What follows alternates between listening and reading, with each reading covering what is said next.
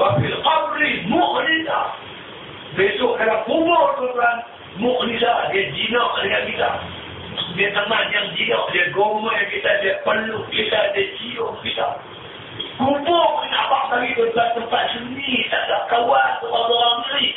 Kita berdagang dalam kubur. Tapi kalau kita tuan-tuan di dunia, kita rapat dengan Al-Quran, kita rapat dengan kita. Dia jadi teman kita dalam kubur. Wafil khiyam mati. Syafi'ah. Dan Quran akan syufaatkan kita besok di akhirat. Hari kiamat. Quran berdiri depan Allah. Ya Allah, ya Tuhanku.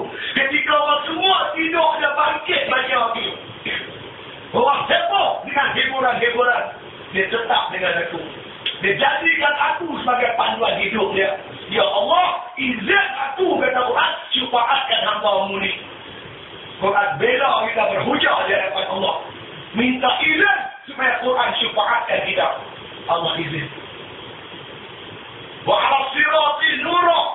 Ketika kita melintas siratan mustaqim, Quran suluh terang berjalan atas siratan mustaqim. Dia suluh terang. Macam kita bawa kereta dan lampu kita terang, kita lari laju pula. Lampu malak macam berjaga lama makuih, merangkak jalan. Dia lampu terang, kita berlari di atas siratan mustaqim. Kita berlari. Wa ila jannati rafiqa. Ketika kita menuju syurga, Quran rafiq jadi dengan kita. Teman rapat dia berlari bersama kita. Dia menemani kita menuju syurga Allah Subhanahu wa taala. Wa minan nari sitran wa hijaba. Dan daripada api neraka, Quran jadi sitran terai wa hijaban, dan juga dinding. Quran dinding kita tentang terai kita dari api neraka. Sehingga pandai api neraka tak sampai kepada kita. Jangan kata pandai api neraka, habuk api neraka pun tak sampai. Quran. Marilah sungguh-sungguh tuan-tuan baca Quran. Tak mesti baca, kita baca, belajar sampai boleh baca. Yang tak boleh baca, jangan tinggal. Kita masih dekat dengan yang mati. Kematian nanti nampak. Apa benda yang kita nak bawa tuan-tuan dari di akhirat. Antara baca Quran. 3 surah yang Tuhan cukup suka bila naik waktu surah. Yang pertama surah orang istighfar. Yang kedua surah orang baca Quran. Dan yang ketiga tuan-tuan sekalian, surah pokok ayam. Dengan ayam lebih bagus daripada kita. Ayam pokok tak ada rutin yang kita tak pernah baca Quran. Baca Al-Quran. Yang akhir sekali kita nak ajak tuan-tuan sekalian, mai tanam azab. Paling tidak ada seorang anak kita orang yang hafal Quran. Saya jumpa seorang hafiz tuan-tuan di Jerang Selangor. Dia mendatang pada Kerala India. Dia mengajar di situ. Dia beritahu saya, dia kata di kampung dia, sebuah kampung di Kerala India, selatan India. Kampung dia kata, salah satu rumah tu tak ada seorang orang yang hafal Quran. Masyarakat kampung pandang hina. Patah-patah, kadang-kadang semua isi rumah semua hafiz. Mak dia hafiz. Tuan-tuan, dulu tahun lepas kita nak serta macam mana ketika ada potong rumah diberi, disik ke dah. Ketika nak dilepaskan ayat, abang panggil beris. Kubur-kubur dikorek, dibunuh, dipindahkan mayat-mayat. Satu mayat sudah dipotong. Mayat tu tak terusik. Sedangkan yang dah mati tu 50 tahun dah mati. Mayat dia tu macam asal dia. Tak terusik elok mayat dia. Orang kampung beritahu, itu kubur tu mayat tu imam masjid tu. Dia seorang yang menghafal Quran. Dia mengajar Quran di kampung. Dia mati orang tunjuk kemuliaan. Mayat dia tak hancur, macam tak hancur yang mayat para syuhada. Marilah kelebihan orang yang hafal Quran.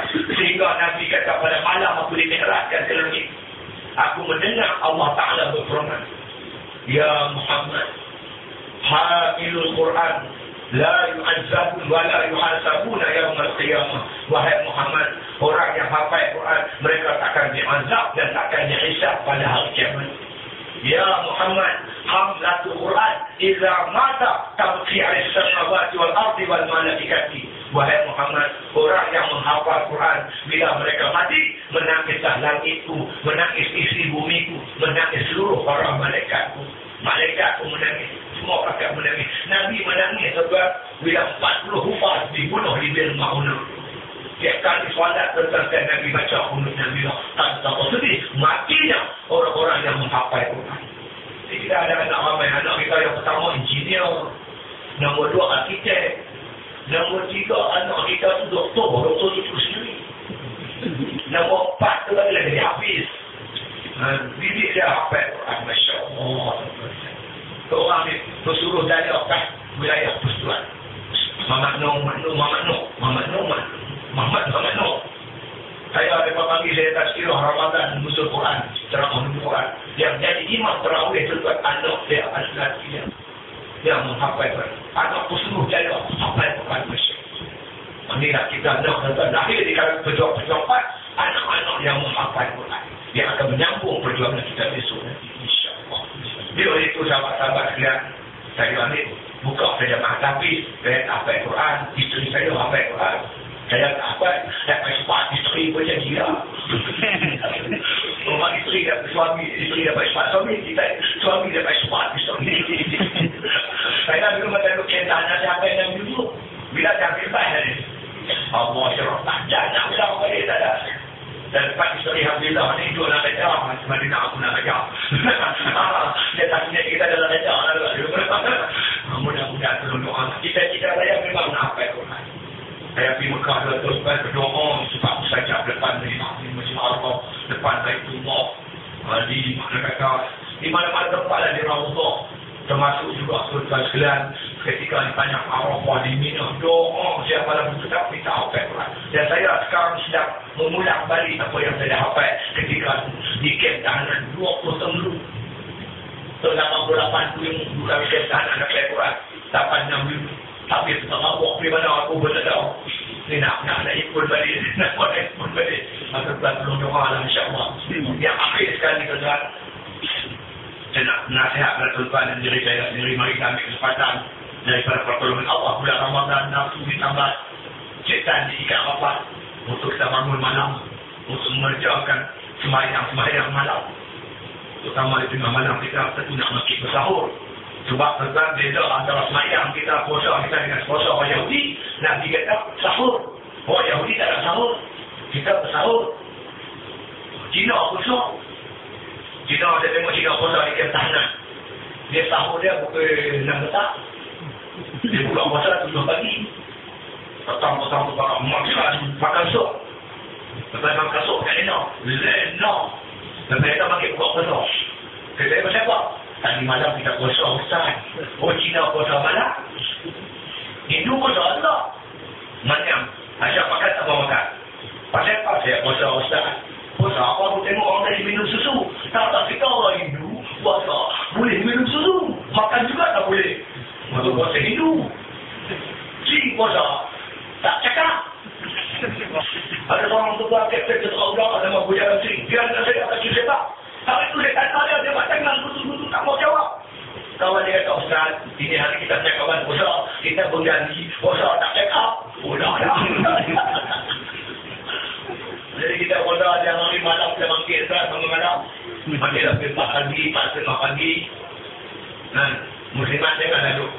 Banyak habis masa di dapur kita masuk terhad. Jangan masuk lama nak di dapur dulu. Kita nak baca Quran. Kita nak bertasbih, nak bayar tahajud, banyak kerja nak buat di malam hari. Buat di mana? Banyak dia apa yang ada. Banyak yang makan buka puasa tu, banyak panas kan sudah. Kalau payah menang, saya ada duit tadi. Jadi tadi tak cuti balik buka. Saya ada graduate bawah ni, saya try dulu. Saya tengok lagi Masjid Subang, saya tengok salib tinggi. Saya pun nak beli. Saya tak ada punya. Dia kata yang mengejar saya perusahaan Bank Malaysia. Dia ni kawan saya baik di Kuala Lumpur, saya telefonnya. Dia kata tak pergi mana dia kata ni. Dia kata Ustaz tadi ni dia kata saya nak dia di Sarawak. Yang tokek dia ni CEO Pertima. Dia terbuka sekarang Pertima yang tengah terbuka di Sarawak. Tentang Sarawak ikan ada. Ikan dia di Sarawak. Dia buka sana. Kemudian dia kata saya telah buat lawatan. Kita tengok mereka membawa orang kawan menziarahi kedai tersebut. Kami dapati sampai mati kerja semua orang Islam. Saya pembeli sekotak, saya balik rumah kantor saya di Senyang Tangkap. Saya buka-buka tadi tu, saya tengok tuan-tuan, dia perut pun tak ada. Kalau kita makan tu tak baik. Yang kedua, tuan-tuan, di sini dia keras, dia tak hancur. Mana ikan fresh lah. Saya makan, sedap. Biasanya bila tunggu makan sedap, anak murid pun sedap. Saya kata bagus juga kalau pegang kata ini tak perlu musik pun dia tak termasuk semua. Dia kata payah-payah dengan ambil dari sini kau. Bodoh bawah sendiri, buah ayam sikit, buah kakak, dia sendiri tutup kan. Ada satu kita kena ada satu periuk dan sekirai suka. Tengoklah kan kita ada 2 orang suami isteri, kecil juga kan. Ada anak ramai sikit, besar sikit. Okey, tak semua tu masuk kan. Masuk kan buah ayam semua cukup. Dengan 2 peti isteri dah. Lepas peti isteri tu, ponet bawah tu, yang punya tu, pedang. Bila dia menyala, baru kita akan diurut. Ambil itu semuanya. Banyak tahajud, banyak sunat hajat, baca Al-Quran, istighfar. Ini soal-soal yang Tuhan suka. Kita tugaskan buat ibadat sampai 5 suku. 5 suku tu kita pun makan sok. Sebab sunat kita mentakhirkan sahur. Disunatkan oleh agama kita. Kalau kita makan sok 5,5. Mungkin 5 suku. 5,5 kita. Habis. Mana kita tak susah, mungkin kita 5,40. 5,5, 5,5 kita selesai semua dah. Bersahur. Ambil untuk elok kita pergi masjid, pergi surau sembahyang berjamaah. Ini yang tuan-tuan. Saya rasa tuan-tuan saya cerita begitu. Nabi kata dalam hadisnya, man amila bima alima awrafahu wa ilma ma lam yaqam. Siapa beramal dengan ilmu yang dia tahu, Allah bagi dia ilmu dia tak tahu. Tuan-tuan tahu sembahyang tahajud. Tuan-tuan sembahyang bulan ni, sembahyang bulan Ramadan. InsyaAllah dengan izin Allah Ta'ala Tuhan campak kepada tuan-tuan ilmu yang tuan-tuan tak tahu. Yang ni kena ilmu yang kita tak tahu, ilmu laduni. Yang datang dalam hati kita dikurnia oleh Allah. Apa dah? Kemanisan tahajud. Kesedapan tahajud. Kelazatan sembahyang tahajud. Bila tuan-tuan dah rasa sedap, lazat tahajud, tuan-tuan tak akan ingat lagi tahajud. Tuan-tuan akan tulis sembahyang setiap malam. Inilah dia tazbiah Ramadan. Kita ni tuan-tuan tak tahu tazbiah Ramadan. Orang tahu. Habis-habis Ramadan, masjid cuti sebulan, boleh ada.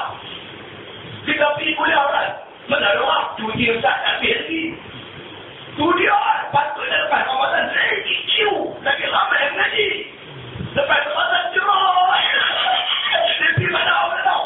Tak boleh semangat saja tahu. Mana masa Ramadan dia tak memberi kesan pada hidup dia. Dan tuan-tuan teringat, inilah dia bekalan-bekalan yang perlu ada pada kita. Pusat-pusat pabrik itu, saya masih ingat lagi dia kata, jangan jadikan bulan Ramadan bulan tahan. Ramadan, para sahabat berperang, mereka berjuang, perang-perang besar-besar, semua berlaku di bulan Ramadan. Oleh itu, kita jangan ingat saja-saja perjuangan kita. Yang bangun malam, puasa, tadarus Quran, zikir, wirid, ini semua tentang bekalan dalam medan perjuangan untuk kita teruskan perjuangan kita. Kita ibarat seorang musafir yang membara tentang di padang pasir. Kita berjumpa satu pokok yang rendah, buahnya yang baru, kita singgah ambil pegang. Ambil buah dia, ambil itu, ambil ini, ambil ayam dan sebagainya. Kita teruskan perjalanan kita pada perjalanan yang lagi jauh. Begitulah ibarat tuan-tuan, kita berjalan sepanjang perjuangan, kita berjumpa satu pokok, namanya pokok Ramadan. Ambillah buah-buah dia.